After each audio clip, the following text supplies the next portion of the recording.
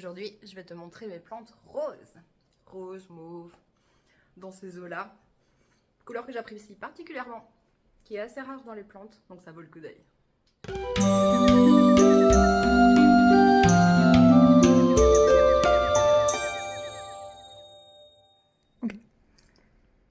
Je vais commencer par l'Aglaonema Salmon Fantasy, qui elle est vraiment bien rose, parce qu'elle est juste devant la fenêtre, donc elle fait des feuilles quasiment toutes roses. Il n'y en a pas une qui est jaunie, qui est brunie, contrairement à des Monstera variegata par exemple. Celle-ci, elle reste une très belle couleur rose. Ensuite, les deux sortes de Pink Princess que je possède, ce sont la Pink Princess toute simple, je vais la montrer en plus grand, et la Marble. Et ici en beaucoup plus grande, à la base c'était un seul pied, mais quand elle a atteint une certaine hauteur, elle tombait en fait. Du coup, je l'ai coupée en deux morceaux. J'ai fait raciner dans de la sphène, et maintenant il y a 3 pieds dedans que j'ai rempoté directement, et il n'y a aucun souci là. Et je sais pas si je vais la rajouter dessus ou bien faire un nouveau plan. Je pense qu'ici elle est déjà pas mal comme ça. Donc je vais sûrement la laisser comme ça.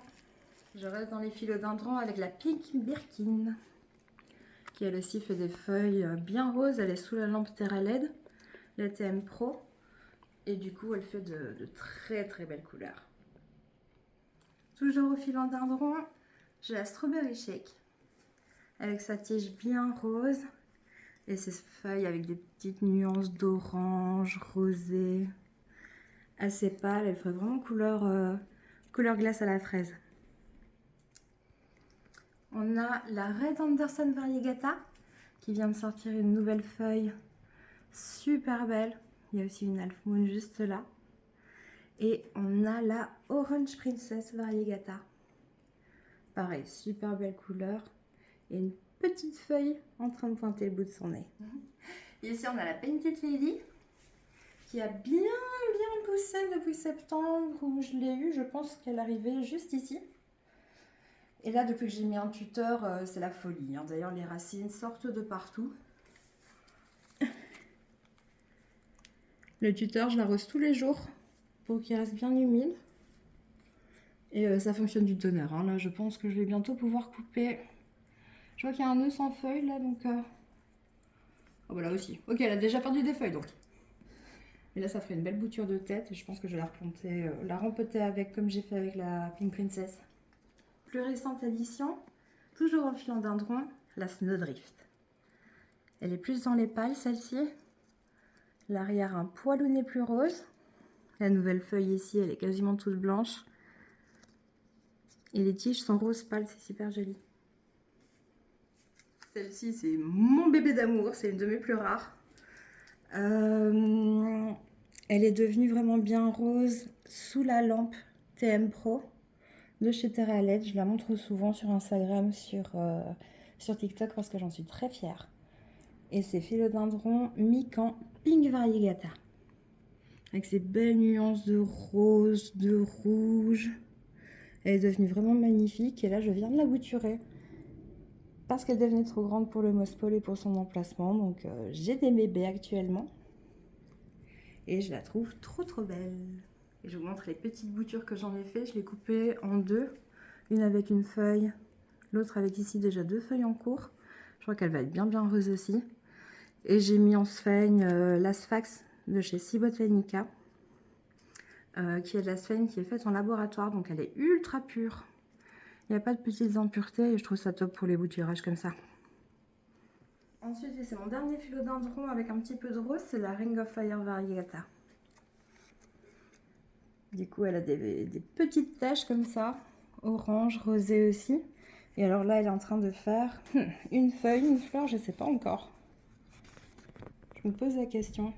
Et cette bouture-ci, elle vient de chez Flora et Botanica. Petite boutique belge avec des plantes à prix cassé. On a l'hypoestès, je pense. Oui, c'est un hypoestès. Non, c'est pas celui-là l'hypoestès, autant pour moi. Je la montrerai après. Celle-ci, c'est une rose de Noël. Ah, je sais plus le nom du coup. Mais ouais, rose de Noël qui existe aussi en rose, donc je l'ai acheté en décembre. Et elle se porte encore bien. Ici, on a la Lamicia SP. Elle n'est pas ultra rose, mais elle a quand même les veinures qui sont d'une assez jolie couleur. Et ici, on voit aussi le bord qui est un petit peu mauve, là. Je la trouve vraiment jolie. Je pense qu'elle est assez rare, celle-ci, d'ailleurs. On a le Oya Flamingo Dream, qui est aussi sous la lampe TM, et du coup, ultra rose. Je pense que normalement, il n'est pas censé être aussi rose, même si il y a Flamingo dans le nom. Mais là, pour le coup, il me sort que des feuilles vraiment... oh, elles sont incroyables, quoi. Là, je vous montre les misères, les Tradescendia. Je sais plus leur nom précis du tout. Je pense qu'il y a Paradise dans celle-ci, mais je suis vraiment pas sûre de ce que j'avance. Et ça pousse comme des mauvaises herbes. Ça pousse à une de ces vitesses. C'est impressionnant. Celle-ci avec son velouté mauve, là, c'est tout petit picot, qui donne un effet de halo comme ça, d'aura un petit peu mystique à la plante. J'adore. Là, ce sont deux jolis bégonias. Je sais que celui-ci, c'est Hawaiian quelque chose. Et l'autre, j'en ai aucune idée. Je crois que j'ai jamais su son nom. Il n'y a pas d'étiquette. Hein. Non. Donc, j'ai jamais su son nom. Si jamais vous le connaissez, dites-le moi en commentaire, s'il vous plaît. Okay. Ici, on a les Peperomia. Pareil, je connais pas du tout leur nom. Mais des reflets incroyables. Vraiment, entre le mauve et le vert. Je les trouve fabuleuses. Elles sont un petit peu iridescentes, là, comme mon vernis. Trop belle. Un Coléus que un de mes frères m'a offerte, qui est un petit peu plus dans les pourpres, un petit peu plus foncé. Et ici, on a un Épicea tout velouté qui vient de chez Mon Jungle. Ensuite, il y a mes Oxalis. On est en mars, donc elles étaient censées être en dormance là pendant l'hiver, comme ce sont des bulbes. Moi, comme elle est placée près de la fenêtre, qu'elle a le soleil tout le temps, elle est restée vivante pendant tout l'hiver. Elle est devenue magnifique, elle fait des fleurs. C'est un beau bébé. Quand on n'oublie pas de l'arroser, c'est un beau bébé. Par contre, il y a celle-ci que j'ai depuis septembre et qui vit un petit peu moins bien sa vie. Elle était dans la serre qu'il y a derrière moi. Là, je l'ai changée, je l'ai mise devant la fenêtre aussi. Mais comme elle est dans de la mousse, c'est une couche de mousse sur le dessus et du terreau en dessous. Je sais pas, elle s'en sort un petit peu moins bien. Enfin, je m'en sors moins bien avec elle. Cordyline Mambo. C'est Cordyline fructosa quelque chose. J'ai du mal à la garder en vie. Je sais pas de quelles conditions elle a besoin, mais pas de celle que je lui donne. Elle a peut-être beaucoup trop d'ombre. Donc elle a perdu tout ça de feuilles. Et j'en enlève au fur et à mesure. Elle en fait une, j'en fais une. Donc elle est très déplumée. Mais j'adore quand même ces couleurs. Okay. On arrive au bout. J'attaque les Alocasia maintenant. Aslanie ici à droite. Pink Dragon ici à gauche. Là, il n'y a que la tige qui est rose. L'Aslanie, elle a plutôt des reflets. Je ne sais pas si on les verra bien. Elle est très métallique. Et ici, on a l'arrière qui est un petit peu rosé aussi. Celle-ci, pareil, j'ai oublié son nom.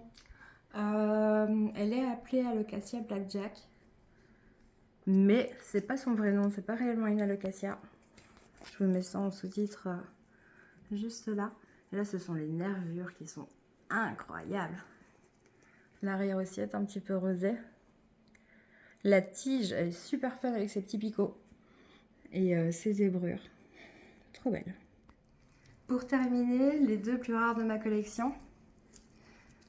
On a l'Alocasia Bambino Pink Variegata. Je vais essayer de montrer l'arrière comme ça. C'est super joli par transparence. Et the plus rare, the plus cher de la collection, qui vient de chez Zora Sunrise, que j'ai eu en partenariat. Elle était sur ma wishlist depuis des siècles. C'est la Art Balloon Pink Variegata. Elle aussi. Elle me fait une feuille, elle en perd une, mais on va y arriver. Et pour terminer, et je pense avoir fait le tour, je vais faire un petit tour de vérification quand même. Ficus Elastica, qui est maintenant devant la fenêtre et qui du coup sort des nouvelles feuilles bien roses.